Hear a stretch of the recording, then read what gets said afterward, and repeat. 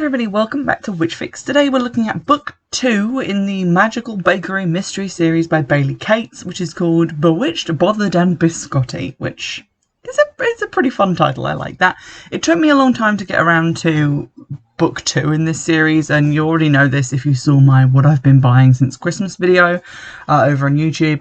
But the books in this series are actually kind of pricey. Like the first one was like 99p, like the usual kind of used book price on eBay. The subsequent paperback copies are between £4 and £6, which is kind of more than I like to pay for a second-hand book. I don't really enjoy reading to review on the Kindle, so I've decided to try and buy the paperback copies. And also because I kind of wasn't in a very fluffy novel place for a while, but I had a little bit of a craving, and so I ordered this from eBay. Or Amazon. I can't remember which. It's been a weird month. But basically, in the first book, we were introduced to Katie Lightfoot in Savannah, Georgia, where she had just moved to open up a bakery, discovered that she was a hereditary hedge witch, which is basically like Wiccans, but with real superpowers, and that her aunt was one, and that her mother and father were also magical, but had hidden this from her for her entire life.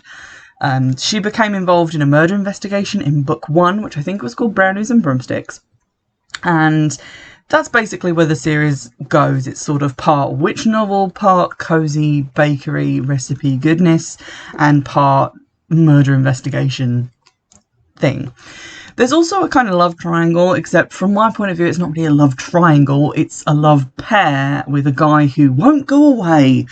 So you've got Katie, and her two love interests are Declan, the hunky fireman, who is just really helpful and nice and not pushy. He's just okay. And then there is Steve, who has a ponytail, instant bad road, but he's also really pushy. He keeps trying to kiss Katie when she's in low moments and she just needs to be comforted by a friend. And she seems to think that he's super hot and cannot help but lust after him. And I am left entirely cold on Steve. And not sure if this is because of just my lack of interest in men in general, or the fact that he is terrible. But I'm leaning towards the latter because I like Declan just fine. I can see his appeal. He's a hunky fireman. But there we go. Unfortunately, we see a lot more of Steve in this book than we did in the first one, and he gets a lot more romantic time with Katie, which I wasn't a fan of. And some attempts are made to humanise him as a character, which I hate Steve, and nothing's going to convince me otherwise. Let's jump into the plot, shall we? So we get cracking into the mystery while Katie is on a picnic with Declan at the beginning of the novel. Very little Declan in this book, quite disappointing. But she finds a dead body under a bush, and thus becomes embroiled in another murder mystery. Although this one is more closely related to magic, she finds out very quickly that the dead guy was involved in a group of 6 druids in the area who have passed down the titles of membership to this group across their male bloodlines for years and years and years. It's all very important. And the group is led by Steve's dad, and Steve himself will become a member when his dad dies, although by the end of the book so many people from that group have died that Steve is called up to service early. And we're quickly introduced to Steve's dad because he comes to warn Katie off of the investigation. He's very sexist, and basically the whole druid circle is very sexist. They don't accept female children. They look down on Katie and her coven, I guess, for being women and therefore not as good at magic as them, and for not doing real magic that hurts people. And to be honest, they give off a very un-druid-like vibe.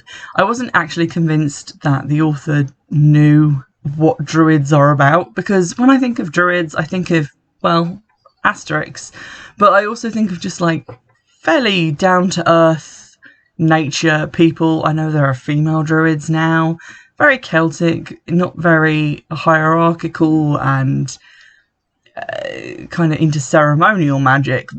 The group itself was giving me these kind of Aleister Crowley sexist ceremonial magician vibes. They didn't seem to be doing a whole lot of druiding, so I was kind of confused as to why the author had decided to describe them as druids, but they're referred to as druids in the book.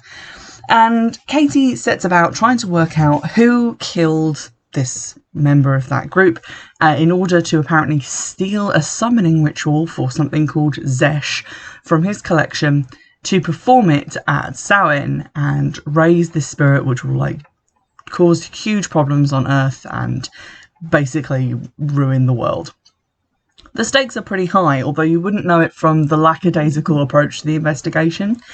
I think this is something that I had a problem with in the first book, but I can't really remember, is that Katie's investigative technique, shall we say, does not go to the same places that I want to see as a reader to make my own deductions. So we're told all this stuff about the patriarchal nature of this druid group, and then she goes to investigate the other members of like the six to find out if one of them is responsible for killing this guy to steal the ritual. But we've already been told that they have full access to all of his books, so I don't see why they'd have to kill him to steal it. So it became pretty obvious to me right away that whoever we were looking at as the killer was not a member of the group, because they already had access to the book.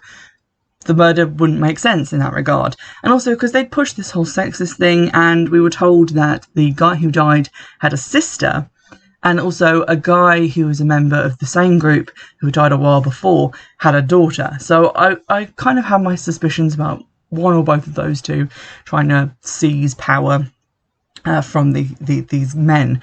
But Katie, for the most part of the book, is just going to different events to meet these guys who were not suspects to me, and therefore there was no real point in me seeing those scenes. So she goes to like a gallery opening and also a political fundraiser to meet these guys. One is an artist and one is like running for government or whatever. And it's mostly just the same scenes. It's just her looking at the food they provide for the buffet, because this is a very food-focused novel, and sneaking around and looking at the guys and not really deducing anything. In fact, the actual leads towards finding out who's actually responsible just kind of land in her lap by coincidence. She doesn't really notice anything suspicious until it's right in front of her face. So it's kind of a letdown as far as a mystery novel goes. And I'm not that invested in like the love story. So that really just leaves the baking portion. And although it is kind of cute to like see her at the bakery, I could have done without many of the descriptions of just different food. Like everywhere she meets people is like at a restaurant or there's a buffet there, just so she can talk about the food. And I thought, well, if it's a bakery mystery, I'd rather just we stick to her like culinary endeavours at the bakery and not just every time she sits down with someone they happen to have like a new cake or pie that she can talk about for a bit. So that was a little bit annoying. Hot on the heels of that, and this is something that probably just annoys me, feeding her dog things that dogs shouldn't eat. Her dog, we're sort of told throughout the books, is like her familiar and doesn't like dog food. And it's like, okay, maybe he just doesn't like that dried dog food. I can guess maybe you could give him some like fresh veggies or something on top of that. But she like straight up orders him soup from a restaurant with like andouille sausage in it. I don't know if that's how you say that, but spicy sausage, and to like take home and give to her dog, and at one point feeds her dog raisins, which dogs are meant to have. So it got kind of annoying that, and she was like feeding her dog frosting and various other things that you're not meant to give a dog. I'm aware that that's probably just something that would annoy me, but I just thought I'd mention it because it does get very annoying when this sort of thing happens in books, and it's not the only book that does this, but when they just like give food to dogs that dogs aren't meant to have. But there we go. So I found the book kind of slow going. There was way too much like food stuff to the extent that it kind of flooded out of the bakery business and was just anytime she was anywhere near food, it was just like took up pages and pages of the story. The story itself was like a little bit plodding because she wasn't really investigating the crime. She was just going around being introduced to the various players involved and not looking into the actual murder. Things did kind of heat up from the midsection onwards, and because she was attacked with black magic, which was at least new and interesting. So she has this kind of psychic attack on her and manages to fend it off with the help of her probably by now very fat dog, and also the spirit of her grandmother. she manages to like push off all this like bad psychic energy, and that was pretty cool and interesting. It was the first time we'd really seen her battle against bad magic as opposed to doing good magic. For me, there really wasn't enough of her doing magic in the first like 2/3 of the book. There's like her sprinkling cinnamon and stuff into cakes and being like, cinnamon is for good luck, but no actual performing spells and things, which we had more of in the first book. So that was a little annoying, but I did appreciate the whole like psychic attack element. And then when we got into like the final showdown, that was very magic heavy as well. It was sort of the witches and the druids coming together to perform a ritual to bind the suspect. To get a little bit spoilery, the suspect is Nell, who is the daughter of one of the other druids who apparently died of natural causes some months previously, and has moved back to the area and gets a job at Honeybee's bakery. Because she comes around and is like, oh, I just happen to be really good at baking and I'm also a witch, so maybe you should hire me, which was suspicious as fuck. And also the fact that she was actually introduced as who she really was, because Steve knew her, so he was like, oh yeah, this is the daughter of one of those super sexist druid guys.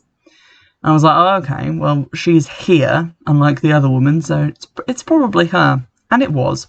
And then they like caught her and bound her powers. So that was kind of underwhelming, but I did appreciate like the magical way that they caught her. Aside from the psychic attack on Katie, the only other thing that really kind of grabbed my attention in the plot was the introduction of the idea of witch hunters.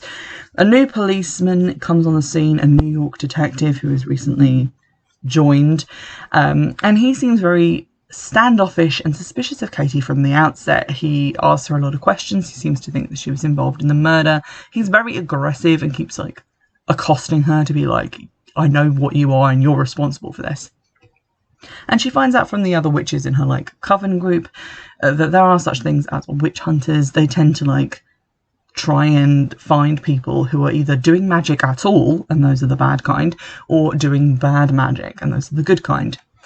So it's up in the air for most of the book as to what kind he is, but then randomly at the end he just becomes friendly and shows up to mundanely arrest the subject after they've been, you know, magically dealt with.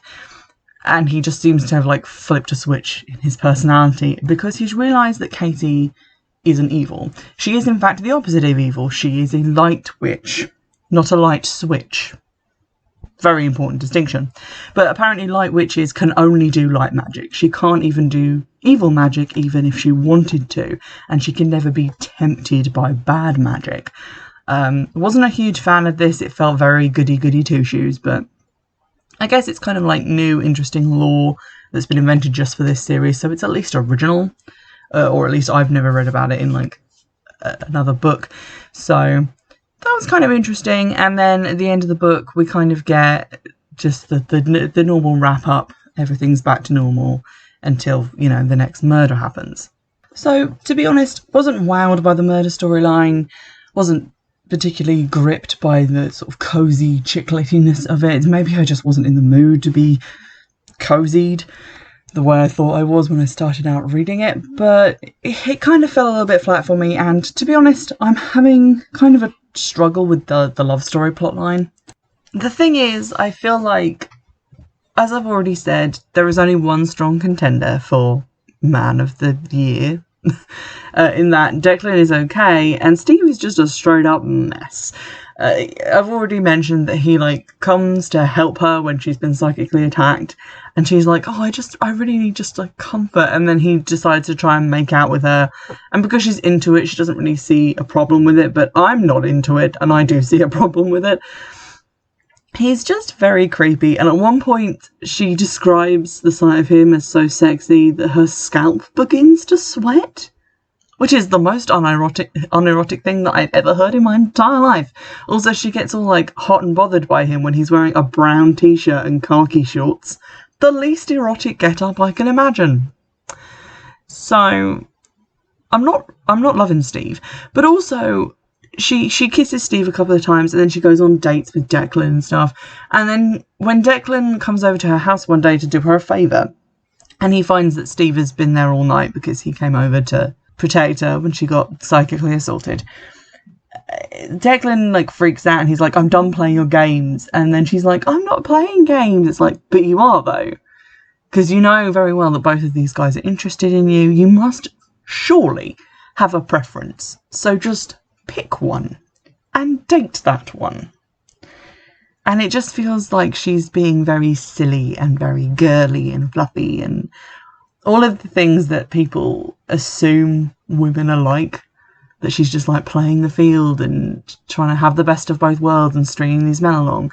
And it's playing into that very, like, quite gross concept. And I'm not really a fan of it. And I know this is like a 9-book series, and I think book 9 has a wedding in it. So at some point, hopefully before book 9, she'll pick the guy that she wants to date. I really hope that that's soon, because I cannot read more books of, like, her slingshotting around, getting guys to do her favours and making out with them alternately and being like, oh, I haven't chosen between you yet, but eventually I might. It's just irritating. So I have already ordered the third one, because this is quite a short series. 9 books. I can read 9 books, I hope.